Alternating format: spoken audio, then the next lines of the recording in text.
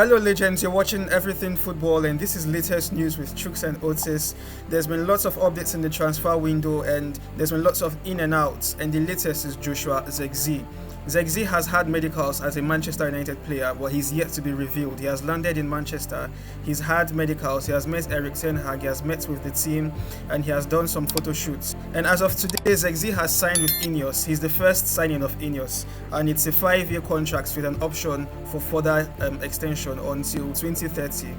And Bologna will receive 42.5 million euros fee instead of 40 million euros, as the payment terms are better for Manchester United in 3 years. Chooks, this is exciting news from Manchester United. Let's get your analysis on this. First of all, I like the payment structure. In 3 years, they're going to pay that money. So it means that it's not going to affect them financially. Because when you're paying something in 3 years, that means you're not taking the money out of the pot and you're paying it once. So it means that financially, they are okay with this deal. But I'm still a bit skeptical about this deal because is this what Manchester United really need? I was actually thinking that Manchester United will go for a more proven striker. A striker that his superpower is more like scoring goals. His superpower is more like getting into tight spaces, like finding room for himself to score goals, making something happen in close moments. You know, that savior, that kind of number 9. That's what I was thinking Manchester United will go for. I was not expecting that they'll go for another young striker because they have that in lack of Holland, and now they're getting another striker. Holland is just 21 years old. They're getting Zirkzee, which is another young striker, 23 years. Don't get me wrong, Zirkzee is a very wonderful striker. He's brilliant. He's good. He's a ball-playing striker. He's different from Holland, you get, and which is actually good for the team because you have two number 9s that have two different playing styles, which is brilliant for Manchester United. But my issue is that Manchester United needs a proven striker, not Zirkzee. Manchester United problem is not really a number 9. They lack creative wingers. That is the problem of Manchester United currently. Zirkzee can come in,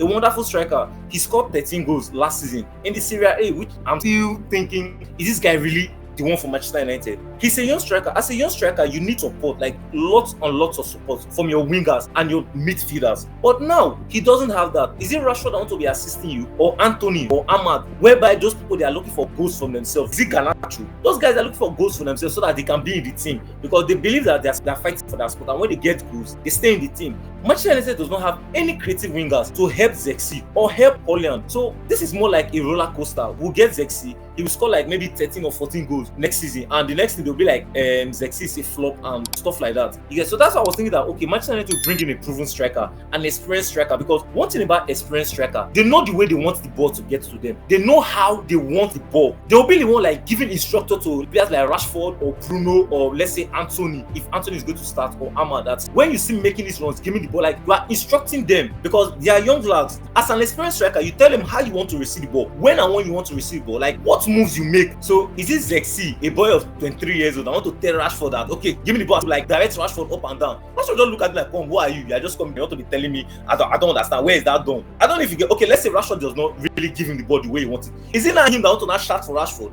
You feel me? Or you want to shout for Bruno? Bruno, I told you to give me the ball, like why you do? I don't know if he gets, or you want to, yes, he can talk to Garnacho and shout. Garnacho will say, okay, yes, you are my elder. But when you have an experienced striker, like a striker of like 30 years or 29 years, like Sergio Guirassy, when they ask you for the ball, you don't give it, they'll come and talk to you, come, give me the ball this way, I want it this way. This is what, you feel me? And they will really go down and listen. You get, but Zirkzee is not that kind of, he can't do that. So the problem with Manchester United is that they lack creativity on the wings, and I was expecting them to sign an experienced striker, not Zirkzee. But Zirkzee is actually good. He's a ball playing striker. He can do those hold up plays for you, and he can drop deep and play with the winger, like let the wingers run into that he lays the ball for them. But I see him doing well if the strikers can play well with him, if they can create more chances with him. Holland on the second side, Holland needs help actually, because most times it looks like if he's working too hard, like a slavery kind of setting, like he runs too much, but he doesn't get the ball much. Most of the times when you see him working too much, he loses breath, he loses energy, and now he's unable to get far away from the defenders or to even get into the right spaces, because it's more like walking, running up and down, where he's supposed to be like in the right space at the right time. So he needs an assistant in that position. And Manchester United still also needs a striker that stays fresh at every minute, that anytime you give him the ball, he's cool with it. Even if you play a whole 90 minutes, you are fresh. Strikers like Mironi or Van Persie that couldn't be controlled by defenders. With Zirkzee being into the team now, Holland can be coming in the second half or starting the getting off. So it will be actually good for Manchester United and good for Holland too. Now, getting off Zirkzee was not just Ten Hag's decision alone. It was Ineos's decision and Ten Hag's decision. They came to an agreement to say, yes, this is the profile of the player we want. This is the target player we want. And then they got Zirkzee. Zirkzee is a 6'4", but he swerves with the ball like a 5'7". Yeah, he plays like a winger. He's good with the ball on his feet, almost like Martial. He plays so well with the ball, despite the fact that he's a very tall lad. And you mentioned the proven striker. Ineos have just added Ruud van Nistelrooy and Haki to Ten Hag's dressing room. So you have a proven striker there. Van Nistelrooy has got the experience, to train these boys how to work with the striker. The issue Man United had last season is that there was no cohesion in the attack. The wingers just run parallel. They don't find the striker as a target man. So with the introduction of Ruud van Nistelrooy, these issues can be trashed out. So I think Zirkzee will make a brilliant signing. Moving on from Joshua Zirkzee, Manchester United's Jadon Sancho is back at Carrington. The issue between him and Ten Hag have been squashed out. Seems like he has been reintegrated back into the team to be part of the team for this new season. What is your honest opinion on this? So you use the word, the issue was squashed out. The issue was not squashed out. I think he needs to talk to Ten Hag that, come, this guy is going to be hard for us to sell this guy. So please, I think we should have a ground here to resolve this issue, because there's nothing that cannot be resolved. I think he needs to talk to Sancho that say it's going to be hard for us to sell you, and still talk to Ten Hag too. And maybe they came to a conclusion, okay, we need to compromise for each other. I'm still feeling that Sancho is still going to serve punishment, but a punishment that is within him and the coach, because I think they just come to a compromise and be like, okay, let's settle, okay, come talk. Then maybe Sancho apologized to him and Ten Hag say, okay, no problem. Even me, I took it too much, and okay. Because Ineos has looked at this that if they don't integrate him back to the squad, they're going to lose, because they're going to sell him like half the amount they bought him. Even Juventus are not willing to pay 50 million for him. And it's not really bad for the squad, because we need as many players as we can. We need players that are ready. It's just for him to leave all this childish attitude at home. Come here, be professional, play football, wait for your time. When you're given the opportunity, show everybody why you need to start. Show everybody why you deserve to be on the team. Another skill set different from what the likes of Ahmad, Anthony, Garnacho, and Rashford has. So he gives something different. So I think that it's actually a good one for Manchester United.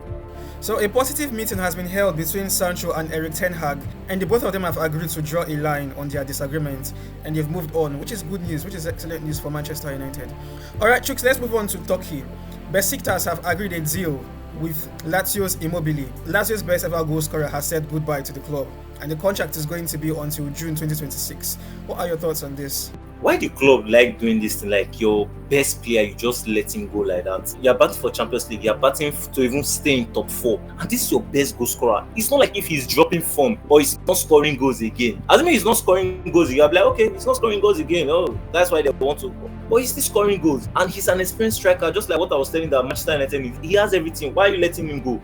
Well, I think it's mainly the player's decision. And Besiktas on the other side, they are looking to collect the league title from Galatasaray. So I think he will be a good signing for them, because we all know Immobile. Immobile is very good. He's a goal scorer, and he's available when you need him. So I think it's a good signing for Besiktas, straight up. So Immobile will make an excellent signing for Besiktas. Let's come back to England from Manchester United's camp. Jonny Evans has signed a new deal, to stay at Manchester United until 2025. Okay, Manchester United are targeting 3 defenders: Matthias de Ligt from Bayern Munich, Braithwaite from Everton, and Euro. So do you think his experience is needed in the dressing room, with the fact that we're going to have 4 solid defenders contesting for 2 positions?